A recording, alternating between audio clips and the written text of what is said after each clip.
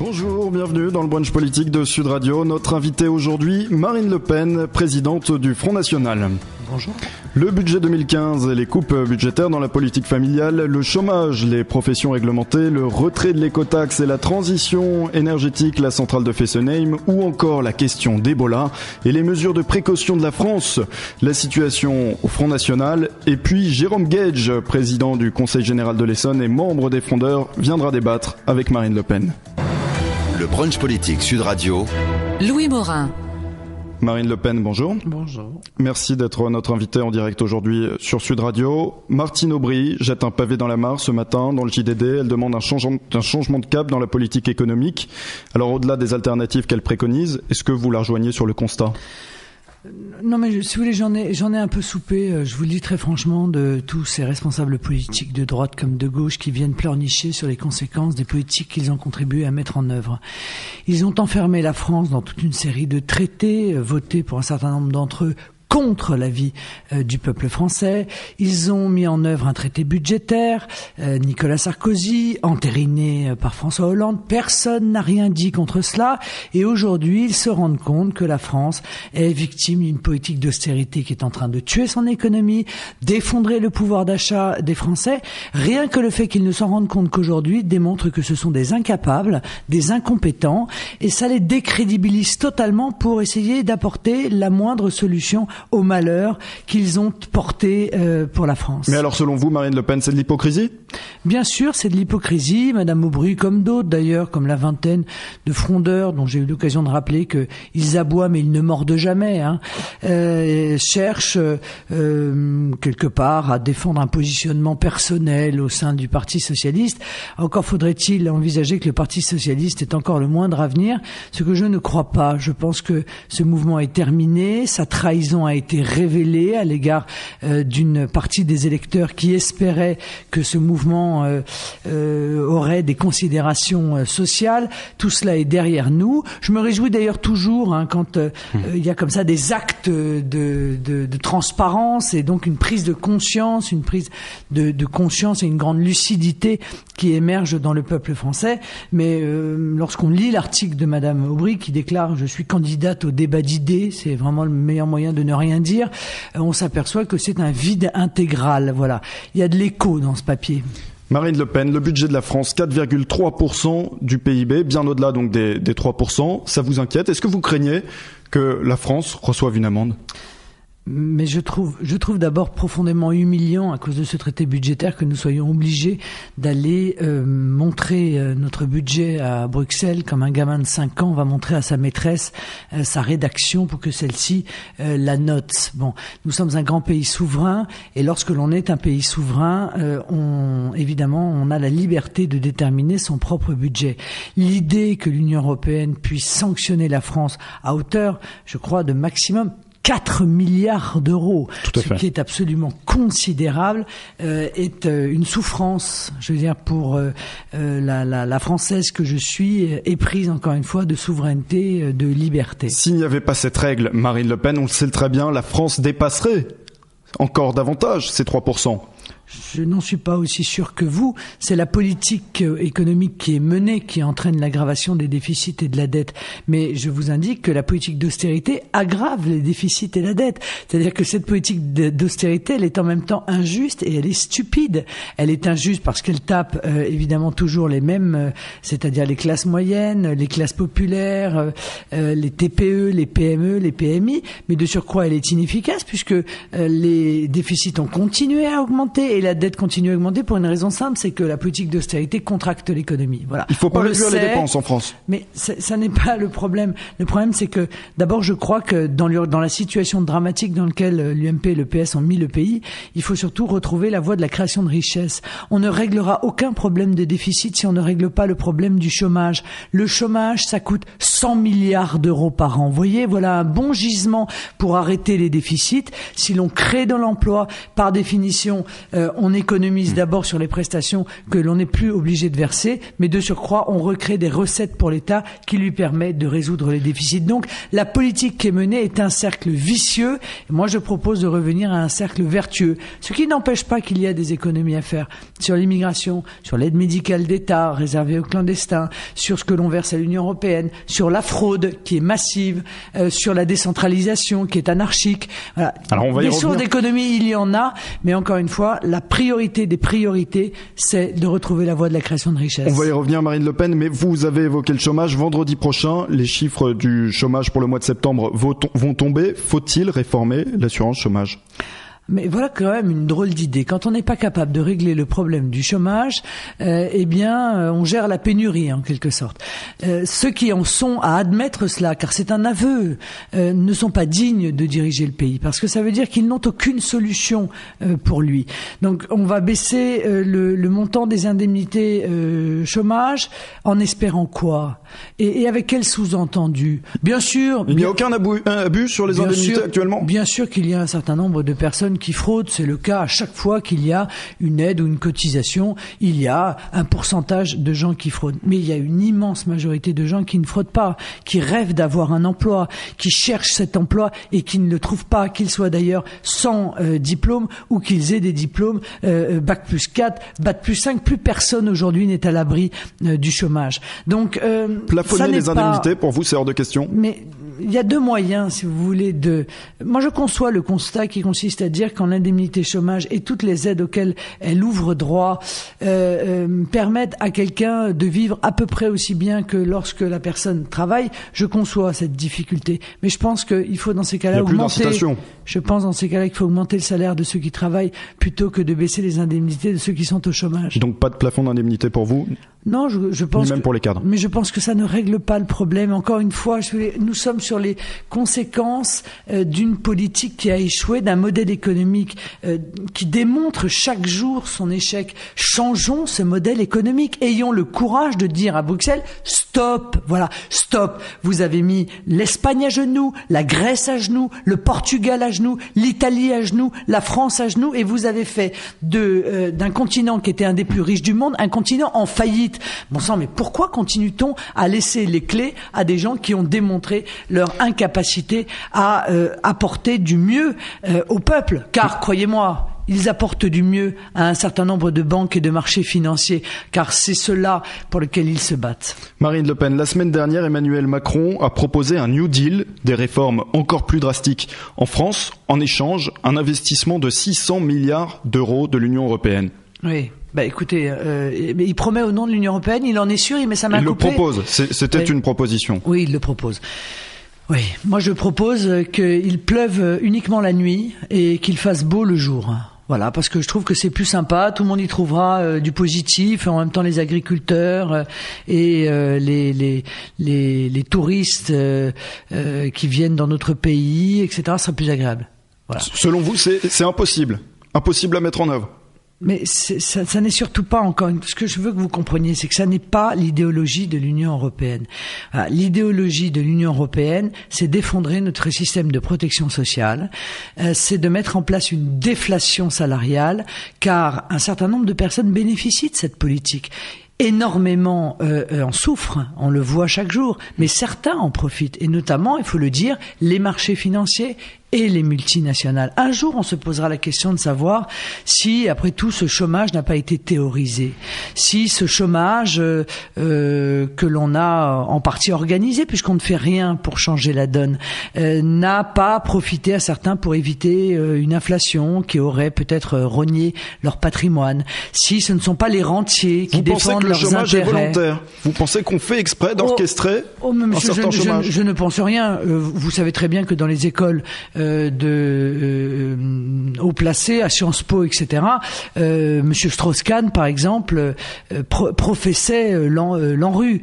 Je crois que c'est comme ça que ça s'appelle, qui est la théorie qui consiste à avoir un taux de chômage minimum pour pouvoir éviter l'inflation et donc protéger les intérêts des marchés financiers, des banques et des rentiers. Donc c'est pas moi qui ai inventé cela. Est-ce que la créature a échappé aux mains de ceux qui l'ont créé, peut-être. Quoi qu'il en soit, ce que je vois, c'est que continuer dans la politique que nous menons, c'est aggraver, évidemment, la situation de l'emploi, la situation du pouvoir d'achat, l'effondrement du système de protection sociale. Marine Le Pen, autre sujet économique sur lequel vous êtes en première ligne, les professions réglementées. Vous avez écrit aux pharmaciens une lettre pour les soutenir. Pourquoi les pharmaciens et pas les huissiers ou les notaires?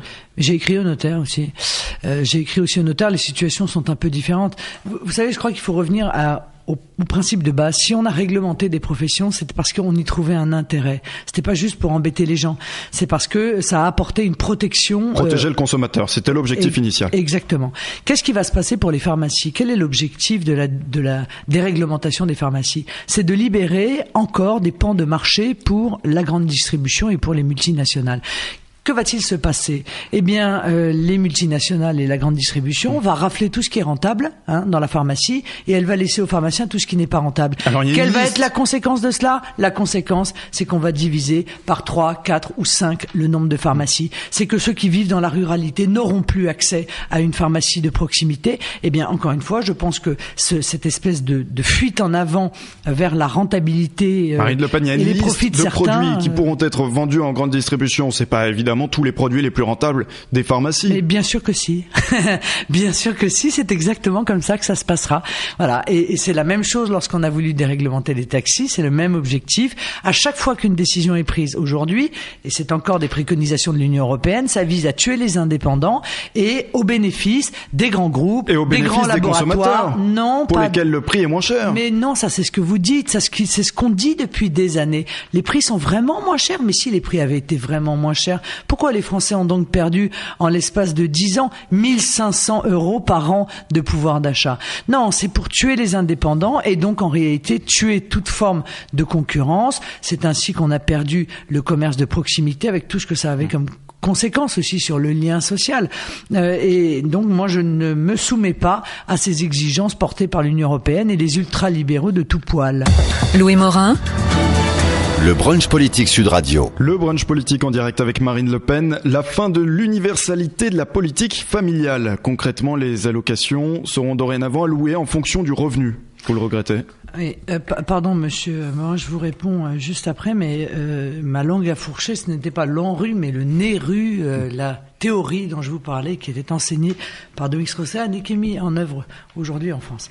Oui, je le regrette. Bien sûr, je regrette la fin de l'universalité de ces allocations familiales parce que c'est la négation de ce qu'était ce système des allocations familiales qui consistait à ce que le fait de faire des enfants ne soit pas considéré comme une charge trop importante pour les familles qui faisaient le choix d'en avoir. Pour une raison simple, c'est que les enfants dans un pays, c'est l'avenir, que ça bénéficie à l'ensemble du pays, à l'ensemble de la société.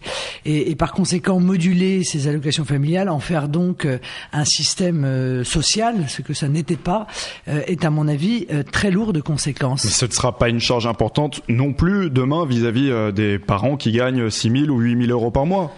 Si, ce sera probablement une certaine charge parce que ça va correspondre pour eux à une perte environ d'un mois de salaire, ce qui n'est pas négligeable. Mais le problème n'est pas tellement là. Le problème, c'est encore les priorités. En fonction du nombre d'enfants. Non, mais c'est le problème des priorités. Si vous voulez. Nous versons des allocations familiales aux étrangers en France. Pourquoi ? Qu'est-ce qui justifie que la nation investisse dans des enfants, sauf à considérer qu'ils ont tous vocation à devenir français, ce que je conteste formellement.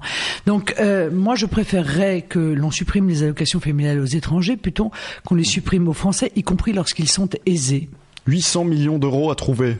Oui, c'est exactement non, c'est un tout petit peu moins que ce que coûte l'aide médicale d'État chaque année. L'aide médicale d'État qui est réservée exclusivement aux clandestins et qui crée, à mon sens, une profonde injustice sur notre territoire, puisque les Français qui cotisent, qui payent le SMIC et qui, pour certains, ont du mal à payer leur mutuelle, ne sont pas remboursés à 100%. En revanche, le clandestin qui est venu sur notre territoire sans notre autorisation, qui s'y maintient sans notre autorisation en violant la loi, lui, est pris en charge à 100%, quels que soient les soins qu'il réclame. Ça, c'est pour l'aide médicale d'État. Mais sur la politique familiale... C'est 800 millions. Finalement, c'est que des questions de symboles. Non, ce ne sont pas des questions de symboles. Ce sont des questions d'efficacité. La politique familiale française, c'est la seule qui marche encore. On aurait pu éviter d'y toucher. Bon, là, c'est strike, quoi. Genre, il y aura plus rien qui marchera dans notre pays. On sera arrivé au bout du chemin que nous a tracé l'UMPS. Faut-il cela vraiment toucher le fond du fond du fond pour enfin taper du talon au fond de la piscine et remonter? Je ne sais pas, mais ce que je sais, c'est que c'est une erreur et que l'argent qui va être récupéré, en réalité, ne le sera pas. À chaque fois qu'on touche, encore une fois, aujourd'hui, dans la situation dans laquelle nous sommes, chaque fois que l'on contracte et que l'on veut faire des économies de ce type, on s'aperçoit qu'il y a plus de pertes de recettes de l'État parce qu'il y a moins de consommation, que l'économie tourne moins et que donc on la contracte à tout risque. Marine Le Pen, on va parler écologie avec l'écotaxe. Vous avez demandé l'ouverture d'une enquête sur la décision de choisir Ecomove comme société pour prélever cette taxe. Ecomove, une société franco-italienne. Cette décision avait été prise à l'époque sous Nicolas Sarkozy. Ségolène Royal a annoncé cette semaine qu'elle étudiait la possibilité de contester en justice le contrat avec Ecomove. Vous êtes satisfaite ? Oui, ça me satisfait. Tout à fait. Je pense que il y a ce contrat me paraît tout de même pour le moins étonnant. Confier à une entreprise étrangère le soin de lever l'impôt, puisqu'il s'agit de lever l'impôt, c'est assez hors norme. Les montants sont totalement hors norme. La marge qui a été promise à cette entreprise est tout à fait hors de proportion. Et par conséquent, je pense qu'effectivement, cette enquête est nécessaire. Et je suis heureuse que la justice s'intéresse aux conditions qui ont présidé à ce contrat. Qu'est-ce que vous craignez derrière tout ça ? Qu'il y ait eu une entreprise de corruption, Oh, vous savez, plus rien ne m'étonne avec la classe politique française, mais j'attends que la justice nous en parle un peu plus. Il y a déjà eu une enquête parlementaire. Sur l'écotaxe, permettez-moi, mais moi je suis pour taxer les camions étrangers. Voilà. Et ça n'est pas, j'entends déjà ceux qui expliqueront que c'est de la xénophobie ou de la stigmatisation anti-camions étrangers. Non, c'est pas ça. C'est tout simplement par mesure de bon sens. Nous avons un réseau routier qui nous a coûté une fortune. Des générations de Français ont fait des sacrifices pour le payer. Il est utilisé par des étrangers, soit, mais il est tout à fait anormal qu'il ne contribue pas à l'entretien de ce réseau. Je vous signale que j'ai reçu un témoignage il y a peu de temps d'un routier français qui me dit « Mais moi, quand je vais en Belgique, ça coûte 8 € par jour ».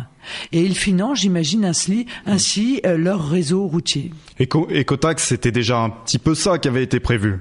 Non, mais Écotaxe est une stupidité totale parce qu'il aggrave la situation des entreprises et notamment des entreprises d'agroalimentaire qui sont déjà face à une asphyxie totale. Ça a créé quand même des milliers de pertes d'emplois dans l'Ouest. Mais de surcroît, il ne résout pas le problème de la concurrence internationale déloyale. Or, servons-nous de cet outil pour lutter contre cette concurrence internationale déloyale et donc donner un avantage à nos entreprises plutôt que de les plomber un peu plus. Taxer davantage les camions étrangers. Taxer que les camions étrangers. Vous risquez simplement d'augmenter le prix des biens de consommation courante qui sont transportés dans ces camions. Écoutez, si leur prix augmente, ça veut dire que nous sommes plus compétitifs dans les produits que nous offrons nous-mêmes. Et ça tombe bien parce que moi, je veux que les Français consomment français. Je pense qu'ils y ont droit, je pense qu'ils y gagneront, ils le savent, en sécurité, en qualité et que surtout, ça recréera de l'emploi dans notre pays. Alors, fermera pas la centrale nucléaire de Fessenheim est au cœur des débats. Toujours cette semaine, Emmanuelle Cos, la patronne d'Europe Écologie Les Verts, affirme que François Hollande lui a promis une fermeture avant 2017. Stéphane Le Foll, porte-parole du gouvernement, dit le contraire. Faut-il fermer la centrale nucléaire de Fessenheim ? Il faut s'assurer que les conditions de fonctionnement des centrales nucléaires soient sécurisées. Le problème, c'est que les Verts ont une lourde responsabilité parce que en menant un combat contre le nucléaire depuis des années, alors qu'ils n'avaient pas d'énergie de substitution à proposer, ils ont arrêté les investissements nécessaires, coûteux certes, mais nécessaires pour assurer la sécurisation du nucléaire. C'est pas la première fois qu'ils sont en contradiction avec eux-mêmes. Je rappelle que les Verts, qui soi-disant nous vantent l'écologie tous les matins, sont, à mon avis, des adversaires de l'écologie pour une raison simple. Ils sont pour le libre-échange. Or, le libre-échange est probablement la méthode la plus sûre de détruire la planète. Le libre-échange Tout ce que vous souhaitez, c'est une indépendance énergétique. Oui, je souhaite une indépendance énergétique, mais je rappelle aux Verts ou à ceux qui sont intéressés tout simplement par l'avenir de la planète, auquel j'appartiens, que l'idée d'aller fabriquer des produits à 10 000 km, de les consommer 10 000 km plus loin et de les retraiter 7 ou 8 000 km plus loin, c'est profondément contraire à la vision que je porte de l'écologie. Vous souhaitez une renationalisation des sociétés d'autoroutes. Vous êtes d'accord donc avec le Front de gauche sur cette question ? Oui, je suis d'accord. J'étais contre la privatisation de ces sociétés d'autoroutes. Là encore, ça mériterait peut-être une étude pour savoir dans quelles conditions ça a été réalisé, car c'était vraiment un contrat perdant-perdant pour le peuple français.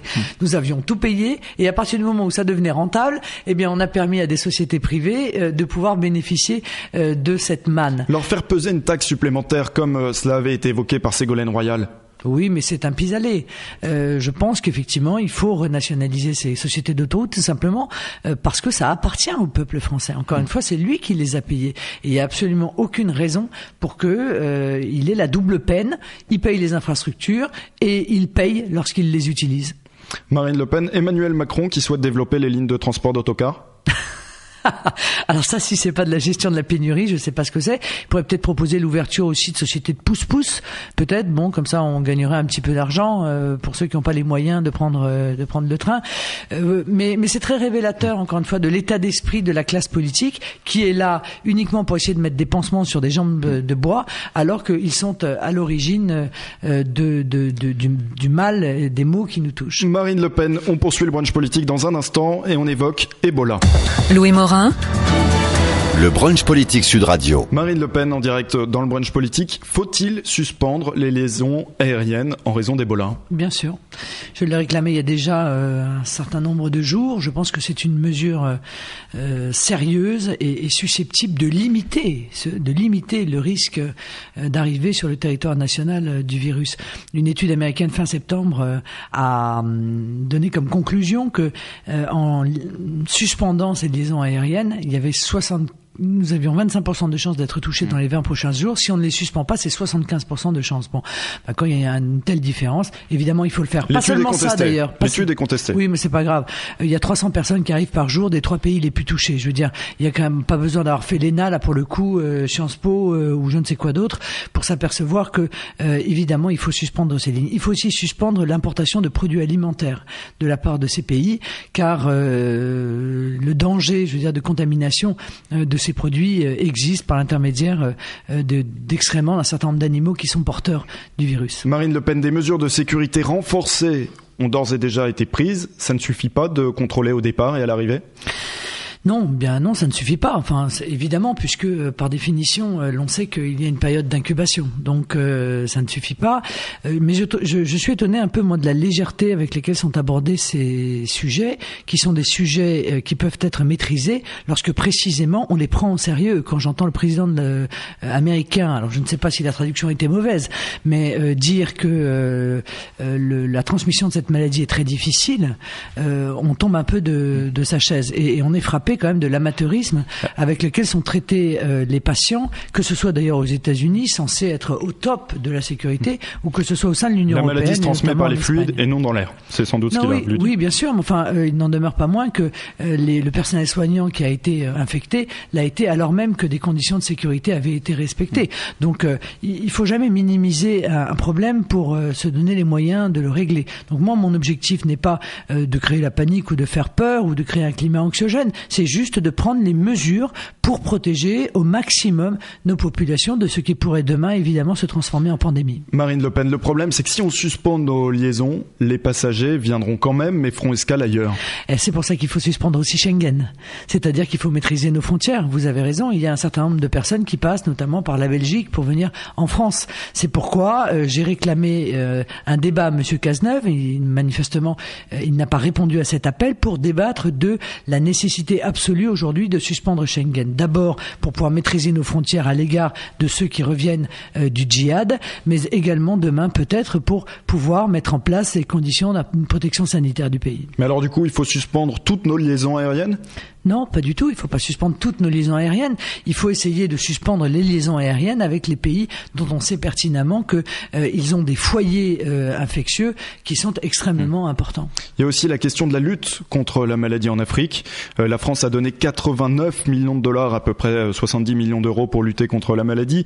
À titre de comparaison, les États-Unis ont donné 350 millions de dollars, l'Italie a donné 5 millions et l'Allemagne 15. Ouais, donc les Américains sont radins.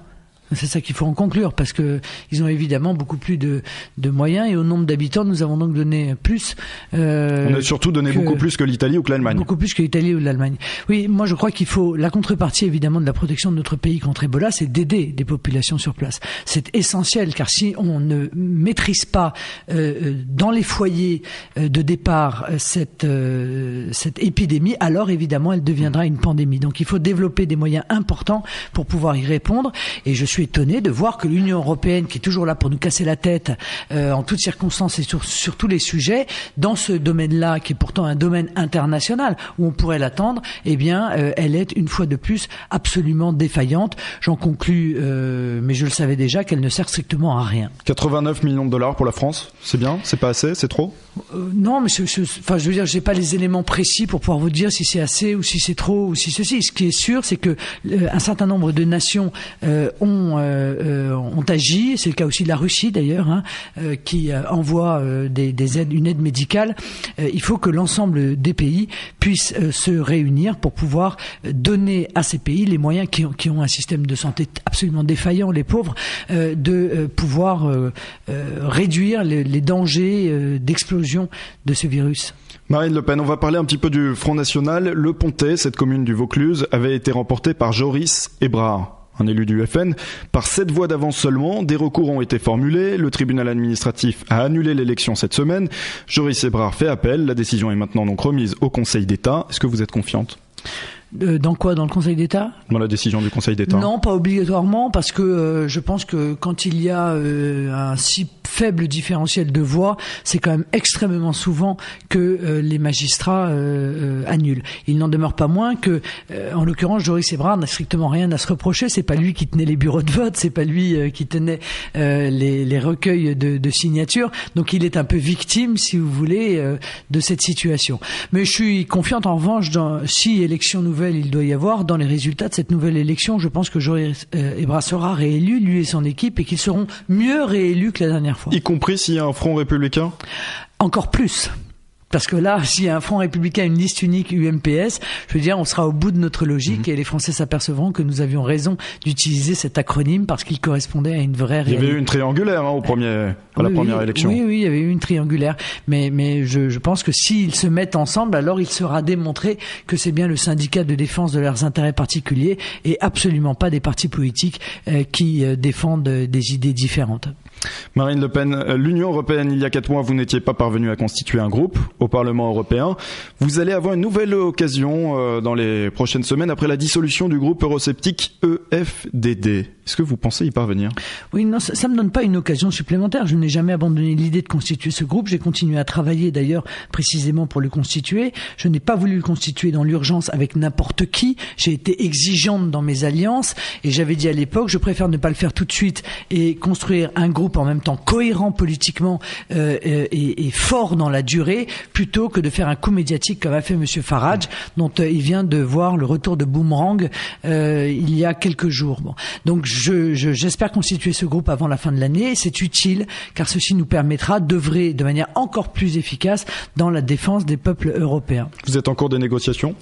Oui, nous discutons avec un certain nombre d'élus de différents partis politiques, de différentes nations, et voilà, je croise les doigts et j'espère avoir une bonne nouvelle à apporter d'ici quelques semaines. On se souvient que c'était un groupe britannique, l'UKIP, qui avait refusé à l'époque de fusionner avec vous.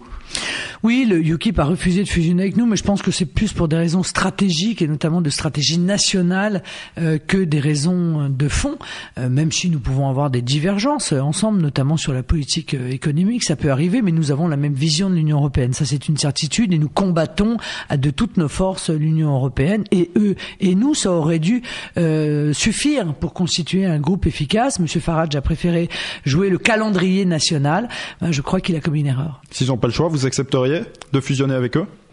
pourquoi pas, on pourra en tout cas en discuter. Il faudra que M. Farage retire les propos très désagréables qu'il a tenus sur le Front National, encore une fois, pour éviter d'avoir à se justifier sur l'identité des propositions que nous faisons vis-à-vis de l'Union européenne. Marine Le Pen, le changement de nom du Front National, ça participerait à la dédiabolisation du parti. Est-ce que c'est d'actualité ? Pour l'instant, c'est pas d'actualité. Pour la raison simple, c'est que j'ai envisagé de faire un grand questionnaire adressé à nos adhérents. Je pense que c'est normal, il faut le faire une fois de temps en temps, avec toute une série de questions d'ailleurs, sur la politique, sur l'organisation du Front National, sur ce que nos adhérents attendent du mouvement auquel ils appartiennent. Ça pourrait être une des multiples questions qui pourraient leur être posées. Nous n'avons pas encore... C'est un premier pas. Non, c'est une discussion. Enfin, je veux dire, il n'y a pas de sujet tabou. Je pense que les adhérents doivent pouvoir s'exprimer. Moi, pour ma part, je pense qu'il y a des avantages et des inconvénients à cette solution. Mais ce qui est sûr, c'est que le Front National a... Vous n'avez pas d'avis tranché sur la question ? Non, j'ai pas d'avis tranché sur la question. Non, je pense qu'effectivement, j'entends, si vous voulez, ceux qui expriment des désaccords avec cette position. J'entends aussi ceux qui pensent que c'est utile. Mais c'est vrai que le Rassemblement Bleu Marine a permis à beaucoup de gens aussi de nous rejoindre, et pour l'instant le Front National Rassemblement Bleu Marine, ça marche plutôt pas mal. Ça pourrait être quel nom demain ? Écoutez, j'en sais strictement rien, on n'en est absolument pas là. Et quand est-ce que serait posée la question ? Je pense que ce questionnaire partira a priori dans le courant de l'année 2015, si tant est que le calendrier électoral ne soit pas pour la 8e fois modifié, puisque on ne sait encore pas quand vont avoir lieu les élections. J'en appelle encore aux Français. Regardez dans quelle situation d'insécurité nous vivons. Nous ne savons pas quand auront lieu les élections. Nous ne connaissons pas le périmètre des circonscriptions. Enfin, je veux dire, c'est pas comme ça que fonctionne une démocratie digne de ce nom. On le sait pour les élections départementales. C'est pas sûr. Il y a une rumeur qui court comme quoi celle-ci serait en réalité repoussée au mois de décembre 2015 et que les régionales pourraient l'être au mois de mars 2016. Voilà. Donc on ne peut pas organiser des consultations. Ça risquerait d'être toqué par le Conseil constitutionnel. Oui, mais on ne peut pas, si vous voulez, organiser des consultations électorales dans des conditions d'insécurité telles que celle-là. C'est digne d'une république bananière. Marine Le Pen, le changement de nom, il se ferait également sans l'accord de Jean-Marie Le Pen ? Mais si nous décidons de poser cette question dans le questionnaire, si nous avons une réponse, si nous voyons qu'il y a une immense majorité d'adhérents du Front National qui seraient pour cette solution, alors nous en discuterons au sein du bureau politique et chacun a le droit d'être d'accord ou d'être en désaccord. Mais il y a bien un moment donné, si vous voulez, où il faudra trancher cette question, et dans un processus démocratique, c'est tranché par le vote. Marine Le Pen, vous serez en congrès fin novembre à Lyon, congrès du Front National. Vous êtes prête à discuter avec Nicolas Dupont-Aignan. Est-ce que ça pourrait être l'objet de ce congrès ? Non, mais j'ai toujours été prête à discuter avec tous les patriotes. Je pense que notre pays est dans une telle situation aujourd'hui qu'il est à la croisée des chemins. Je veux dire, soit on continue dans la mondialisation, l'ultralibéralisme, et nous mourrons, et notre civilisation peut disparaître, car les civilisations sont mortelles. Soit nous revenons au principe de la nation protectrice, d'un État stratège, de la souveraineté et de la liberté, et à ce moment-là, la France pourra encore écrire de belles pages de son histoire. Alors, j'ouvre les bras à tous les patriotes, qu'ils soient de droite, qu'ils soient de gauche. Je leur demande pas d'être à 1000% d'accord avec nous, ni même à 100%, mais d'être d'accord sur l'essentiel, sur le constat et les solutions que nous apportons aux Français. Je pense donc qu'un certain nombre de responsables qui me semblent proches sur des sujets qui sont des sujets fondamentaux pourraient demain venir discuter, au moins avec le Front National. Vous êtes en discussion avec des responsables actuellement qui pourraient venir ? Je suis en discussion permanente avec toute une série de gens qui commencent à se rendre compte que le Front National peut et va probablement arriver au pouvoir et qui ont envie de participer à l'œuvre de redressement du pays. Marine Le Pen, le retour de Nicolas Sarkozy, est-ce qu'il arrange le Front National ? Oui, c'est plutôt un bon candidat pour nous, parce que d'abord il a un bilan qui est très mauvais, et parce que je pense qu'il va revenir avec une stratégie qui va démontrer que il a été pendant des années d'une totale insincérité. Moyennant quoi, je suis un peu inquiète parce que j'ai l'impression que ce retour, c'est pas un décollage, ça ressemble plutôt à un crash, quoi. C'est un retour raté. Nicolas Sarkozy semble être la caricature de lui-même. Il n'apporte aucun souffle souffle nouveau, aucune idée nouvelle. Il rabâche des promesses qu'il a déjà faites à de multiples reprises et dont on sait pertinemment qu'elles n'ont pas été respectées. On connaît la date des élections départementales, donc on en a parlé. Non, mais a priori, ce sera quand même le 22 et le 29 mars prochain. 2054 nouveaux cantons. Combien de conseillers généraux espèrent avoir le Front National ? Je ne peux pas vous répondre pour l'instant, mais nous aurons des conseillers généraux, enfin des conseillers territoriaux, parce que là aussi le nom change régulièrement. J'en suis absolument convaincu. La réforme territoriale entrera en vigueur pas avant le 1er janvier 2016. Oui, et d'ailleurs nous allons élire des gens dont on ne sait pas ce qu'on va leur demander de faire. Ça va être quand même pratique pour faire campagne, ça. On ne connaîtra pas le périmètre des compétences accordées, peut-être même avant l'élection. Là encore, c'est du grand n'importe quoi. Nous aurons des conseillers généraux et peut-être même d'ailleurs gagnerons-nous des départements. Il y a quelques semaines, vous avez dit que vous ne refuseriez pas une cohabitation dans le cas d'une dissolution. Est-ce que vous êtes toujours prête ? Oui, bien entendu, je suis prête à faire un bras de fer terrible avec le président de la République. Si les Français veulent changer de politique, alors il faut qu'ils donnent une majorité au Front National. Et croyez-moi, nous commencerons, malgré le fait qu'en cohabitation c'est compliqué, à mettre en œuvre la politique que les Français attendent. Le brunch politique. Sud Radio. Le brunch politique en direct avec Marine Le Pen et Jérôme Guedj, président du Conseil général de l'Essonne et membre des Frondeurs. Jérôme Guedj, bonjour. Bonjour. Alors, tout à l'heure, on entendait Marine Le Pen qui nous disait que les allocations familiales devaient être limitées aux seuls Français. Est-ce que c'est une position acceptable, selon vous ? Bien sûr que non, c'est pas une position acceptable parce qu'elle est assez révélatrice. Moi, j'ai entendu Madame Le Pen depuis tout à l'heure, révélatrice d'une forme d'amateurisme, d'approximation, tout ça au service d'un catastrophisme généralisé. Parce que je peux lui poser une question. Alors, si on exclut les étrangers du bénéfice des allocations familiales, ça veut dire que ils ne cotisent pas non plus au financement de la sécurité sociale à travers leurs fiches de paye. Les étrangers comme les nationaux participent au financement de la sécurité sociale. C'est un principe qui a toujours prévalu, qui n'a posé absolument aucune difficulté et pour lequel il est même établi que les étrangers cotisent plus globalement au fonctionnement du système de sécurité sociale qu'ils ne perçoivent de celui-ci. Donc on est dans la stigmatisation assez habituelle. Moi, je croyais que le discours du Front National avait bougé. Manifestement, il est toujours affreusement classique. Il consiste à refuser toute forme de solidarité. Bon, d'autres pays appliquent cette préférence nationale, toutefois, Marine Le Pen. Pardon ? D'autres pays appliquent cette préférence nationale, Marine Le Pen. Oui, mais la préférence nationale appliquée à la sécurité sociale, ça n'a pas de sens. Ça voudrait dire quoi, la préférence nationale appliquée, y compris au système fiscal? Madame Monsieur Guedj, objectivement, enfin, je veux dire, me parlez pas d'amateurisme parce que c'est l'hôpital qui se fout de la charité, quoi. Ça n'est pas un système de social, précisément, si vous voulez, les allocations familiales. Bon, par conséquent, vous êtes totalement à côté de la plaque. Que les étrangers qui travaillent dans notre pays cotisent, c'est légitime, et ils en ont d'ailleurs la contrepartie.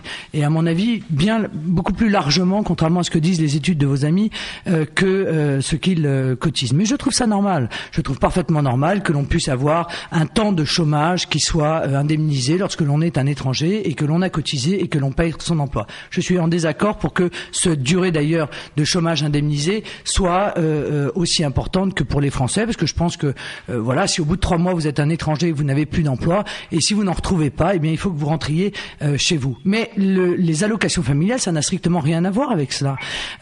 Pourquoi financer encore une fois, par l'intermédiaire des allocations familiales, des familles qui sont attirées à venir en France par ce système, évidemment, et par l'ensemble de ces aides. C'est un des éléments d'attractivité de notre pays à l'immigration, alors même que Monsieur Guedj, je sais que vous n'y pensez sûrement pas, mais normalement, des étrangers qui viennent en France doivent repartir chez eux à un moment donné. Et donc, c'est un investissement, en quelque sorte, qui serait un investissement perdu, vous comprenez? Donc, ce que je défends est parfaitement légitime et je ne vois pas trace d'amateurisme. Je vois en revanche un choix politique qui consiste à préserver un système de protection sociale en refusant que celui-ci et à protéger un système de solidarité de la nation en évitant que celui-ci soit mondialisé.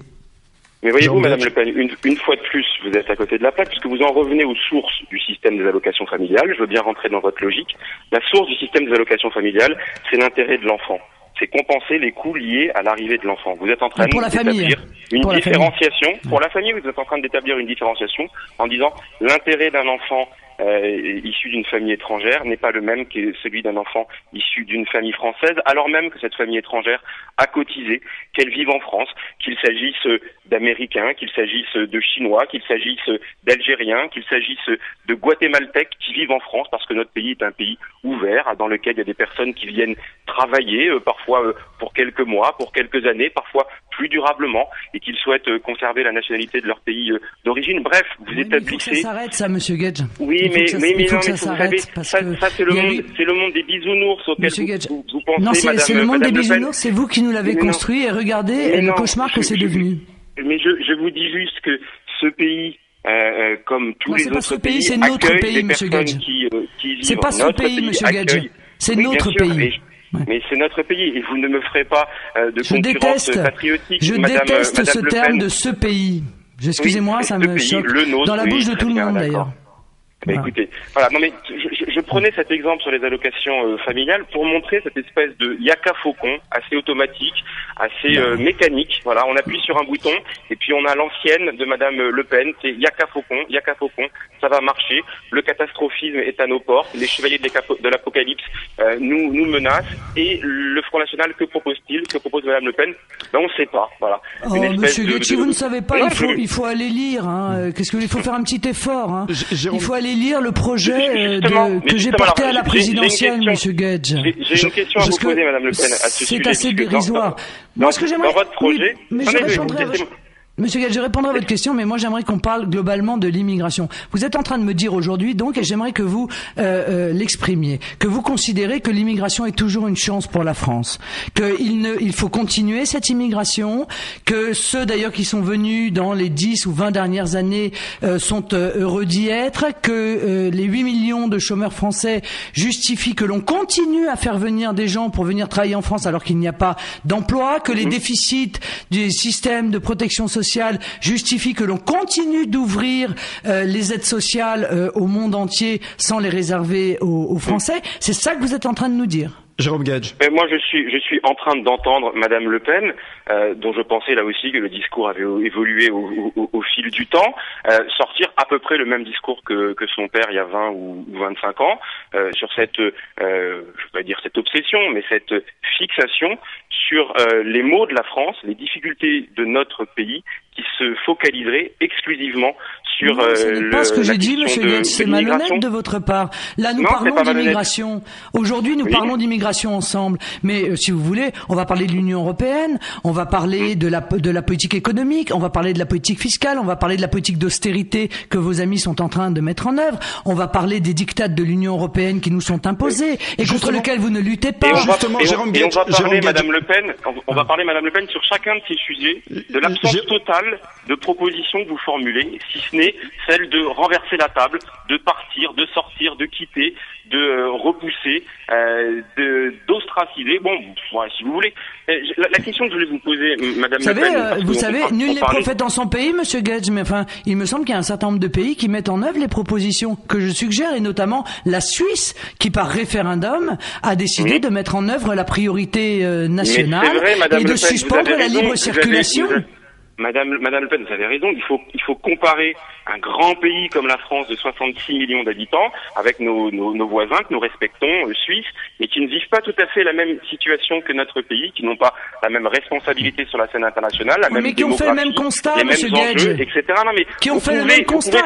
Donc si c'est grave, si l'immigration pose un problème pour la Suisse, inutile qui est un petit pays, vous avez raison, mais un petit pays qui se porte plutôt bien, inutile de vous dire qu'il pose un énorme problème pour la France qui, effectivement, est un grand pays très attractif. Jérôme Gage, une question. Martine Aubry qui demande une inflexion de la politique de restriction budgétaire ce matin dans le JDD. Marine Le Pen nous dit finalement que c'est impossible au sein de l'Union européenne, et c'est vrai qu'il y a la question des 3% du traité de Maastricht. Que répondez-vous à cette remarque de Marine Le Pen ? C'est-à-dire que entre les yaka faucons que j'évoquais tout à l'heure et puis une démarche exigeante mais constructive qu'on peut appeler de nos voeux, moi je préfère le cheminement qui consiste à créer du rapport de force, mais pas dans l'isolement auquel veut nous renvoyer Madame Le Pen, mais tout simplement dans une inflexion d'une politique économique dont je dis en effet qu'elle doit porter ses fruits, ce qui n'est pas le cas aujourd'hui, mais certainement pas dans cette espèce de fuite en avant et dans les contradictions que nous pointe Madame Le Pen. Moi, la question que je voulais vous poser, on en revient sur les allocations familiales. J'ai lu, contrairement à ce qu'elle pense attentivement, le programme du Front National. Et année après année, Monsieur Le Pen puis Madame Le Pen, dans une filiation, une continuité qui ne trompe personne, s'est expliqué pour dire qu'il y avait trop de cotisations patronales, qu'il y avait trop de charges, qu'il y avait trop... Or, la baisse des allocations familiales, elle est d'une certaine manière aussi la conséquence de la baisse des cotisations patronales qui a été décidée. Alors il faut que vous nous disiez, est-ce que vous êtes, oui ou non, toujours aujourd'hui favorable à une baisse des cotisations patronales acquittées par les entreprises, les grandes ou les petites?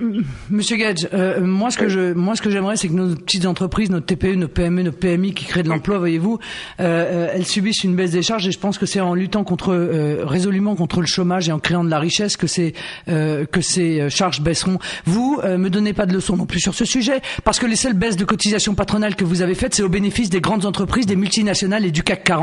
Et ça, croyez-moi, ça n'a pas fait un emploi en plus. Hein. Voilà. Vous voyez, le problème, Monsieur Gates, c'est un problème de courage. Je vais vous dire, le fond du problème, c'est un problème de courage.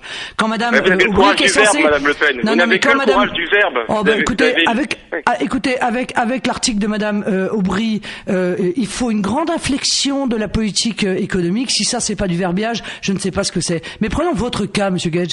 Vous avez voté, je crois, contre le traité budgétaire. Et pourtant, vous restez. Et pourtant, au lieu de voter contre le budget, vous vous êtes abstenu. Voilà. Parce que vous aboyez, mais vous ne mordez pas. Parce que vous n'allez pas au bout du courage que vous devriez avoir si vraiment vous étiez convaincu des idées que vous portez. À un moment donné, il faut mettre ses actes en accord avec ses idées et avec ses promesses et avec ses postures. Voilà. Madame Le Pen, c'est drôle votre métaphore canine, parce que vous, à la fois, vous faites les deux. Vous aboyez et vous mordez, mais vous mordez dans le vide. Vous n'avez aucune prise sur le réel. Votre position et certains des constats que vous faites, dont je le dis, je peux être amené à en partager quelques-uns, aboutissent à une inopérance totale. Vous êtes dans la stérilité politique, le débat Madame Le Pen. est terminé. Jérôme Gage. Merci. Nous verrons ça aux prochaines élections, Monsieur Gage. Louis Morin. Le brunch politique Sud Radio.